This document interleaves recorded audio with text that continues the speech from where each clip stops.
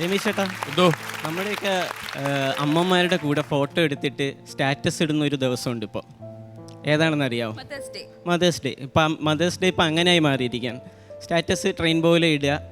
ബാക്കിയുള്ള 364 ദിവസം അമ്മ ഇല്ലാന്ന് തോന്നിപ്പോൾ.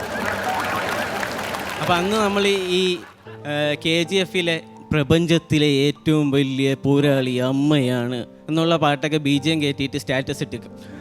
തന്താനേ നാനേ നാനിന്നോ താനേ നാനേനോ എന്നൊക്കെ നമ്മൾ BGM കയറ്റിയിടും.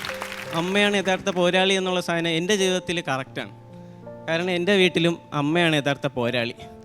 കാരണം ഈ പോരെടുക്കുന്ന മൊത്തം എന്നോടാണെന്ന് മാത്രം. നമ്മുടെ ഈ കേരളത്തിൽ ഒരുപാട് ദുരന്തങ്ങൾ വന്നു പോയി. ഈ അടുത്ത് തന്നെ 2 പ്രളയം വന്നു, ഇപ്പോൾ കൊറോണ വന്നു, പിന്നെ 2004 നമ്മൾ ആദ്യം കണ്ട സുനാമി വന്നു. ഞാനിപ്പോൾ ഉമ്മടുത്ത് ചോദിക്കാൻ, ഉമ്മ ഈ ദുരന്തങ്ങൾ ഇങ്ങനെ വന്നുകൊണ്ടിരിക്കുകയാണല്ലോ എന്ന് ഇങ്ങനെ ഉമ്മടുത്ത് പറഞ്ഞപ്പോൾ ഉമ്മ പറഞ്ഞു, എടാ ഇതൊക്കെ ചെറുത്, 1993 ഒരു വലിയ ദുരന്തം ഉണ്ടായി, നിനക്കറിയാമെന്ന് വെച്ചു. ഞാൻ പറഞ്ഞു ഇല്ല, അറിയില്ല. നീ 1993 ഒരു ജാനുവരി മാസം രാത്രിയാണ് ഞാനുണ്ടാകുന്നത്. അപ്പോൾ ഈ പ്രസവ വേദന വന്ന് ഉമ്മയെ വേഗം ആശുപത്രിയിലേക്ക് കൊണ്ടുപോയി. അവിടെ വെച്ച് ഡോക്ടർ പറയാണ്, ഇവൻ പുറത്തേക്ക് വരാൻ ഇച്ചിരി വിസമ്മതം കാണിക്കുന്നുണ്ട്, അപ്പോൾ ഇവനെ നമുക്ക് സിസേറിയൻ ചെയ്യാം. അങ്ങനെ സിസേറിയന് വേണ്ടി കയറ്റിയപ്പോൾ ഉമ്മ വാപ്പയെ അടുത്ത് വിളിച്ചു. വാപ്പ അടുത്ത് പറഞ്ഞു, ഞാൻ നിങ്ങളോട് പറഞ്ഞതല്ലേ ഉത്സവത്തിന് പോയാൽ മതിയായിരുന്നു. ഡോക്ടർ സിസേറിയൻ ചെയ്തതിനെ പുറത്തെടുത്തു. പക്ഷേ സിസേറിയൻ ചെയ്ത ഡോക്ടറാണ്.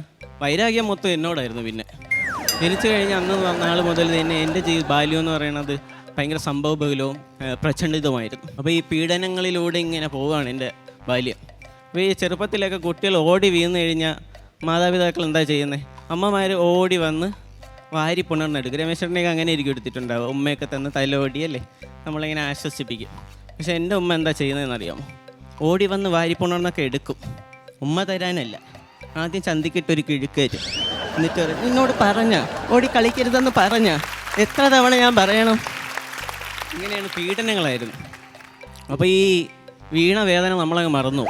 സ്കൂൾ ലെവലിൽ എത്തിയപ്പോഴേക്കും നമ്മൾ ഈ അവധിയുള്ള ദിവസങ്ങളിൽ പുറത്ത് കളിക്കാനൊക്കെ ഇങ്ങനെ പ്ലാൻ ചെയ്ത് വെച്ചിരിക്കും മാച്ച്. അപ്പോൾ ഞാൻ ഇങ്ങനെ ഉമ്മ അടുത്ത് പറയും, ഉമ്മ നാളെ മാച്ച് ഉണ്ട് കേട്ടോ, ഞാൻ നേരത്തെ പോകും. അപ്പോൾ ഉമ്മ അതിനും മുമ്പേ പ്ലാൻ ചെയ്യും. ഉമ്മ എന്ത് ചെയ്യുമെന്ന് പറഞ്ഞാൽ പച്ചരി എടുത്ത് വെള്ളത്തിയിടും. എന്നിട്ട് പറയും, നീ എവിടെ പോകണം? രാവിലെ എവിടെ പോകണം?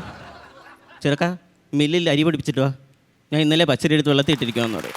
അപ്പോൾ അതേപോലെ ഈ ചക്ക, മാങ്ങ, തേങ്ങ, മല്ലി, മുളക് വേണ്ട വാപ്പായ സഹിതം എടുത്ത് വെയിലത്തിടും.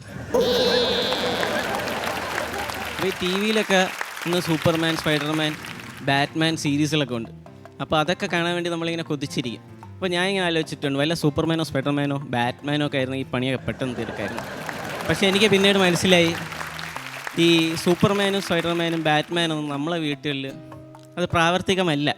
കാരണം എന്ന് പറഞ്ഞാൽ ഉദാഹരണ സഹിതം ഞാൻ പറഞ്ഞുതരാം. ഇപ്പം ഞാനൊരു സൂപ്പർമാൻ ആവുകയാണ്, സൂപ്പർമാനായി. അപ്പോൾ ഒരു ദിവസം രാവിലെ എണീച്ചപ്പോൾ ഞാൻ സൂപ്പർമാനാണ്, ഷഡ്ഡിയൊക്കെ ഇട്ടിട്ടുണ്ട്. അപ്പം ഞാൻ ഉമ്മ അടുത്തെന്ന് പറയാണ്, ഉമ്മ എനിക്ക് കരിപ്പൂർ വിമാനത്താവളം വരെ ഒന്ന് എമർജൻസി ആയിട്ട് പോകണം, അവിടെ ദുബായ് എയർലൈൻസ് ഒന്ന് ക്രാഷ് ലാൻഡ് ചെയ്യാൻ സാധ്യതയുണ്ട്, ആൾക്കാരെ എല്ലാം രക്ഷിക്കണം എന്ന് പറയുകയാണെങ്കിൽ ഉമ്മ പറയും, നീ പോണതൊക്കെ കൊള്ളാം, തിരിച്ചു വരുമ്പോൾ ആ റേഷൻ കടയിൽ കയറി മണ്ണെണ്ണ വാങ്ങിയിട്ട് വരും.